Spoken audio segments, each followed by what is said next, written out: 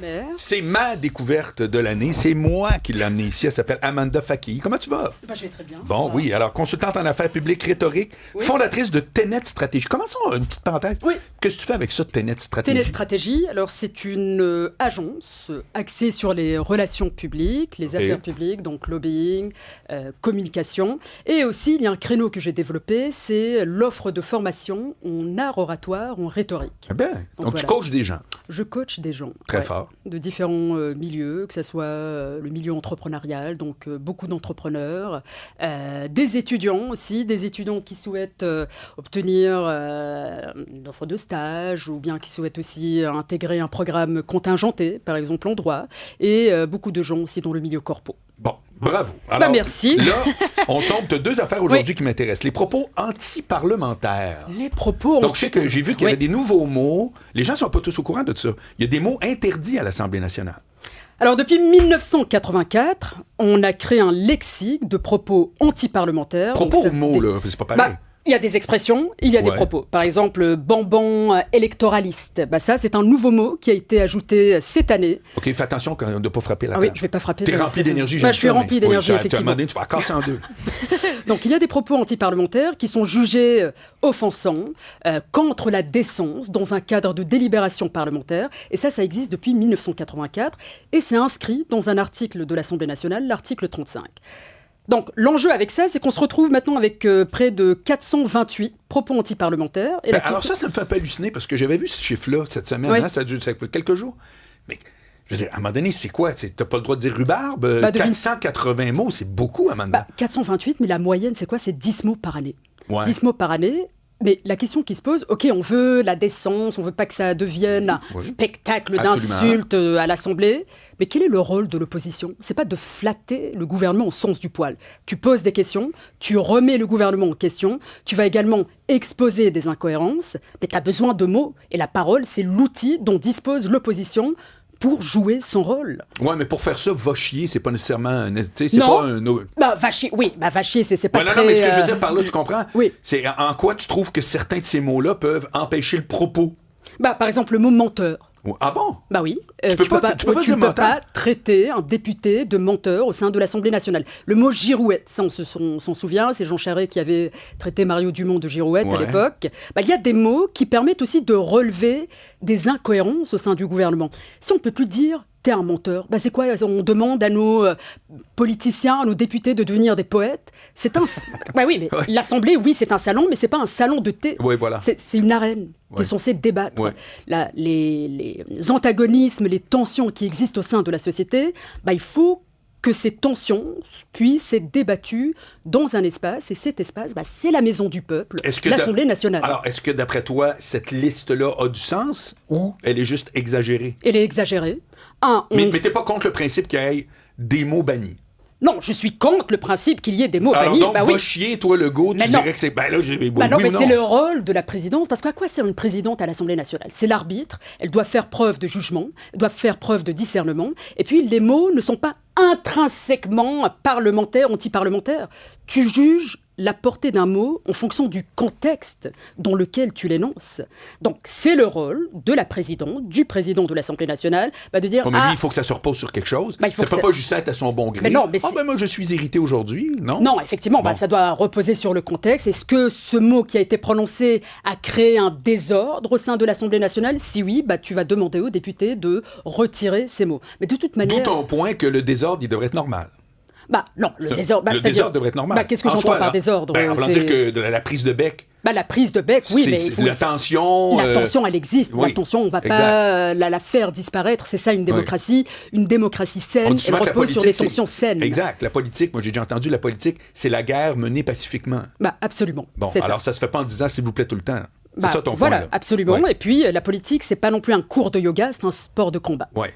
Donc, il faut régir les tensions, mais tu ne peux pas imposer les gens une lexique de 400 quelques mots que tu ne peux pas prononcer. Parce que si tu ne peux pas dire « Madame la Présidente, je pense que le député d'en face ment. » Ok, tu ne peux pas dire ça, qu'est-ce que tu vas dire? Madame la Présidente, le député d'en face entretient des relations polyamoureuses, ouvertes, non exclusives avec la vérité. Là, C'est quoi le rôle d'un député? C'est d'être un poète? Non. Oui, non. Et, fait à noter, la Chambre des communes, à Ottawa, elle a aboli ce lexique. Ça n'existe pas. Sans blague. C'est unique. En tout c'est cas, du moins, y a-t-il unique. d'autres provinces? On ne le sait pas. On ne le sait pas, OK. mais je sais qu'au fédéral, on a aboli. Donc, au fédéral, ils peuvent se l'envoyer plein la tronche. Oui, et c'est le rôle du président de décider si ça dépasse C'est à son bon le cadre jugement. du raisonnable. Oh, ben, tu Effectivement, parles d'affaires. c'est ça le rôle du président. Non, je te suis. Faire preuve de discernement, OK, de OK, jugement. OK. Si tu es payé plus qu'un député, il faut bien que tu joues un rôle. Bon, par rapport à justement dire, ne pas dire, Paul Saint-Pierre Plamondon, on le sait, a fait allusion que peut-être dans l'enquête de l'UPAC, blablabla financement, est-ce que, sous forme de question, bien entendu, est-ce qu'il pourrait y avoir des liens avec le crime organisé? Alors ça fait débat en soi, là. Ça fait débat parce que c'est un procédé rhétorique qui est assez subtil, parce qu'il n'accuse pas. Il utilise ce qu'on appelle le jacking off. Jacking off. Jacking off. Pas jerking off. Non, pas jerking off. Ça, c'est un autre registre, Oui. propos non parlementaires. Mais jacking Je pose la off, question. donc... oui. Question tout à fait légitime. Voilà. Just asking questions. Bon, OK, ça vient Jack. d'où le terme jacking off? Encore une fois, il y a plusieurs théories qui existent parce qu'elles sont nées sur Internet. Bon, c'est une théorie qui est née en 2010, dans des blogs, mais surtout, on la retrouve dans un contexte de... Et là, je ne suis pas en train d'attribuer quoi que ce soit à Paul Saint-Pierre Plamondon, mais c'est dans un contexte conspirationniste, négationniste. Bref, just asking questions. Donc, qu'est-ce que ça bouffe en hiver comme procédé? Essentiellement, tu vas introduire une forme interrogative pour laisser suggérer une forme d'accusation que tu n'as pas explicitement avancée. Parce que quand tu affirmes quelque chose, on va te poser la question, ok, tu dis ça, mais quelles sont tes sources? Quels sont les arguments? Ouais. Mais quand tu poses une question, Alors, la balle est dans le camp de la personne qui l'entend. je trouve ça très intéressant parce que, tu vois, je vais même te nommer. Connais-tu un économiste qui s'appelle Charles Gave? Charles Gave. Gave, un Français. Et lui, là, sa spécialité, il me gaze à mort. Parce que sa spécialité, c'est qu'il se fait poser une question et il répond « Mais qu'est-ce que vous en pensez? » En voulant dire « c'est évident. » Ah, Tu sais, oui. ça fait que c'est tout le temps, chacun y va de son sous-entendu. Mais je trouve ça tellement nul. Ah oui, parce qu'on C'est n'avance pas. arc. Ben oui, t'avances pas. Puis non, ça fait un petit peu complotiste. Ça fait un peu, je le dirai pas, mais qu'est-ce que t'en penses? Exactement, mais t'es dans un sable mouvant, t'avances pas. c'est C'est-à-dire ça. quand tu poses cette question, c'est que Exact. toi-même, t'as pas le courage de répondre à cette question. Mais je trouve ça assez intéressant, vraiment d'un point de vue rhétorique, d'observer que PSPP a quand même décidé de conclure la fin de session parlementaire en larguant une bombe. Sans accuser formellement. Et c'est très intéressant parce qu'ensuite, qu'on lui a dit « Oh là là là là là, vous avez le PLQ qui va vous envoyer une mise en demeure et puis là, vous faites des amalgames. » Oui, mais attendez. Mais je faisais référence à la définition juridique d'un crime organisé et non d'une organisation criminelle. Donc c'est sûr, chaque fois, on connaît bien PSPP, c'est quelqu'un c'est un jusqu'au boutiste, il va jusqu'au bout de ses idées, il va aussi étayer ses idées sur les réseaux sociaux. Et puis vous avez tout ce pavé où il explique la définition juridique d'un crime organisé. Mais ça, c'est aussi un autre procédé rhétorique, le sophisme de la motte castrale. Quoi? Motte castrale. C'est la première fois que j'entends ça, sérieux. Motte, M-O-T-T-E? M-O-T-T-E. Alors, la motte castrale, c'est quoi? C'est l'ancêtre du château fort. Donc, tu as deux structures. Tu as la motte castrale, tu as le château, et tu as une deuxième structure qu'on appelle la basse-cour. La basse-cour, c'est là où les habitants vivent, c'est là où on va labourer le terrain. Ouais, la basse-ville, c'est là où je mène ma vie tranquille. Ok. Et puis, j'ai mon château fort. La basse-cour, c'est là où je vais énoncer un propos controversé, polarisant.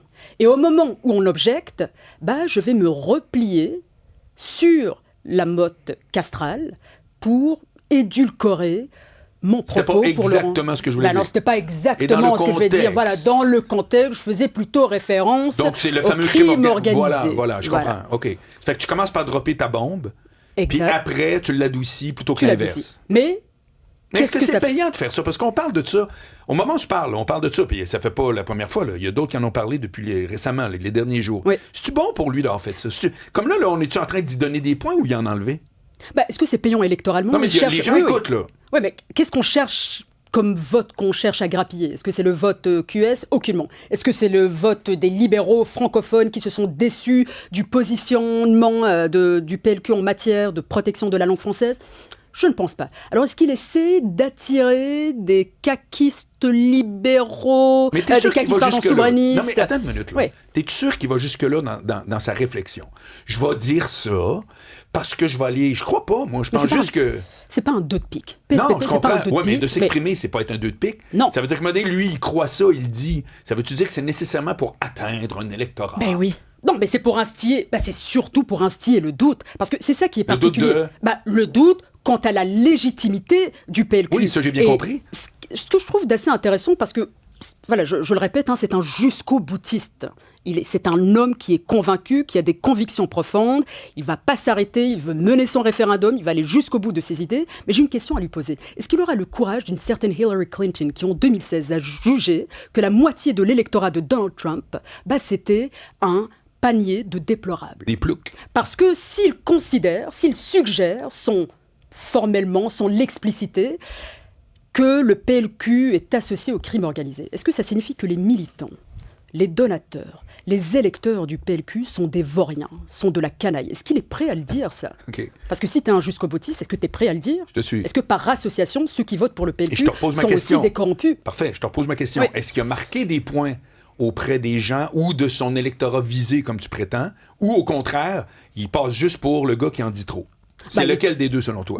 Il y a une part des souverainistes qui considèrent... sont contents de planter les libéraux par définition. Voilà, par définition, c'est ça. Vous avez des détracteurs qui sont acharnés, qui sont anti-libéraux depuis le jour 1. Très bien. Mais il y a aussi une partie des souverainistes qui jugent, OK, sachant que les 3 grandes priorités des Québécoises et des Québécois, c'est quoi? C'est le coût de la vie, le logement, la santé, et toi, tu décides de larguer une bombe qui n'a strictement rien à voir. Bon point. Considérant les grands enjeux qui animent la société. Merci Amanda Faki, consultante en affaires publiques et rhétorique et fondatrice de Tenet Stratégie. Merci Marc. Salut bien.